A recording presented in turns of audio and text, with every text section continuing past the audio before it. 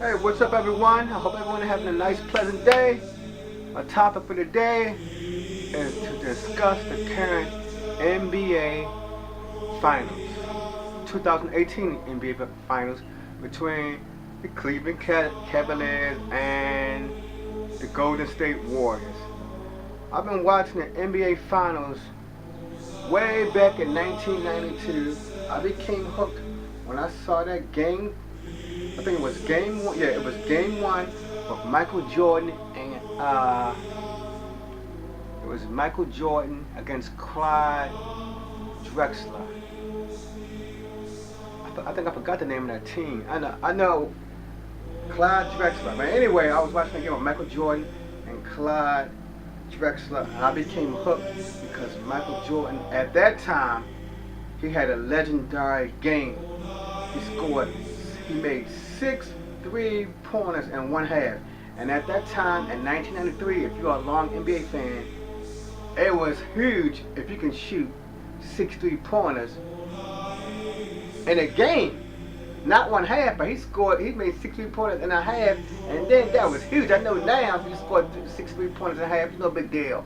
But back in 1992, the 3-pointers, it was still a new part of the NBA game.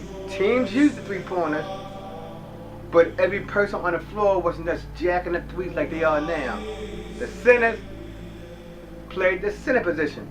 The power forward played power forward position, etc. The only person who was shooting those 3-pointers was usually the guards and the small forward.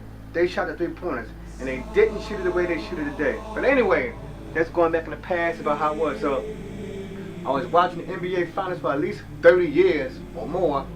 This is the first time ever I never had no enthusiasm to watch the NBA game. I haven't even watched the 2 games between Cleveland and Golden State because we know, dear people, mathematically speaking, things can change, but mathematically speaking, the pendulum is heavily swinging in the favor of the Golden State Warriors, especially since you got that Kevin Durant on the team. Without Kevin Durant on that team, the Warriors, they was a good team, but they was beatable. As Cleveland showed you all and me when they came back from that 3-1 deficit. Kevin Durant was on that team then. If Kevin Durant was on that team, I don't think Cleveland would have it in them to overcome the Golden State Warriors. Now I'm not saying Kevin Durant is all of that. I ain't saying he's some colossal figure, but he is one of the top 5 players in the world. He will give you at least 25 points a night. Now I know he can give a lot more, but he will at least give you those 25 points a night. You can count on that. So I feel, and I called some of my family members to ask them how they feel. Was he watching the game? And they told me no. They wasn't watching it either, because they like me, and probably like you, I feel that Cleveland doesn't have a chance, especially with the type of regular season they had.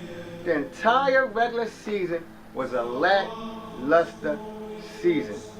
All the bulk of the team scoring was placed on the broad, thick shoulders of LeBron James. He bore the weight of that team for 82 games. And I think this year he played the entire 82 games. When it came to the playoff, he bore the huge scoring load. I don't think in this 2018 playoff series, I don't think he scored in the 20s. If he 20 points a game. If he did, it probably been like 1 or 2 games. But for the bulk of this 2018 NBA playoff series, LeBron James has been scoring 30 points or more in many of those games. If he wasn't on that floor, Cleveland would not have a chance. If LeBron James sprained his ankle like some of the other elite players have, like Chris Paul have, they would not have a chance. They just give up and just say you won. So, I feel with Kevin Durant on that team, on the Golden State Warriors team, LeBron is going to end up just like last year. And especially since they fouled game 1, I didn't look at the game, but I was reading some of the press conference, and I looked at a couple of YouTube videos. I forgot the name of that player on the Cavaliers team. He did something. He threw away the game in overtime. Maybe he held the ball too long. He didn't pass it, but he did something. Now his name slipped me, but I know his name. But hey, you know when you make a video, you forget the names in. And that was their biggest chance to win. They were the most competitive in that first game. If they got to go to overtime, I don't even think this year. I don't think Golden State has been taking the overtime this entire playoff series. Even though Houston is the team that gets in the most trouble, in my mind and many other people's mind, maybe that Houston series was equivalent to the NBA Finals. Because if they did take that Houston Golden State game, they took it to a Game 7. So that was almost like the playoff game. And the last 3 or 2 games in that series was competitive. In this NBA series finals or NBA playoff series, there haven't been too many competitive games. Most of the games have been blowouts. It's probably been a good game here or there where it was going back and forth. Most of this playoff run, it was blowouts and it's decisive wins. So I feel, and many others agree, mathematically, the Cavaliers will just hang it up. And I'm sorry for LeBron James if they lose, because this was tarnish his quote legacy a little bit more. It don't matter to me. If I was LeBron James, I couldn't care less about a legacy. I'm already a multi-millionaire. What do I care about legacy? Like one of my earlier videos, if I was LeBron James, I would just feel blessed just to be mentioned with some of the elite players in NBA history. What do you get anyway if you are to go? You don't win nothing. If you're the greatest player of all time, what did Michael Jordan get for that? He ain't get nothing from being the greatest player. LeBron James, if he's the greatest player of all time, you don't win nothing. You just get, it just make you, I guess it just stroke your ego. Yeah, I think that's it. It just stroke your ego.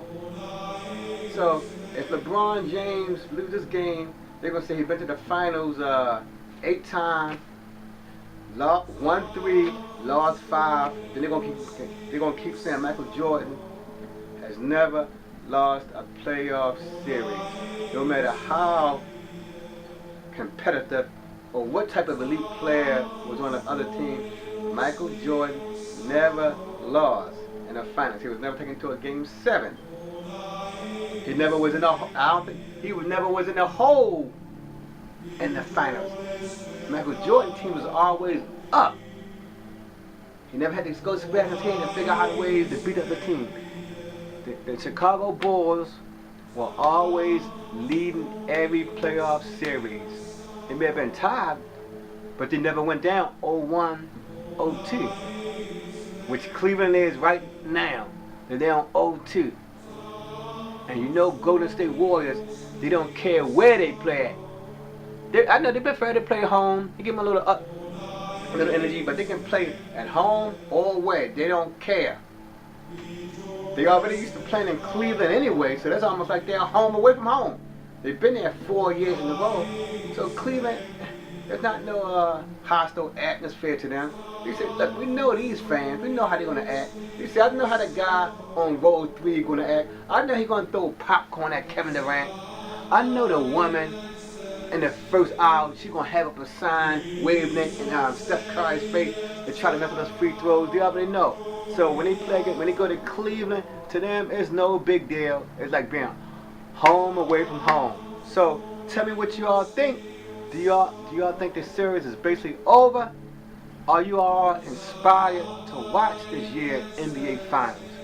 Especially when you know how the outcome may end. Alright, thank you. If you like the comments on this channel, give me a thumbs up please. If you want to subscribe for future content, be my guest and subscribe. You all have a good day. Bye.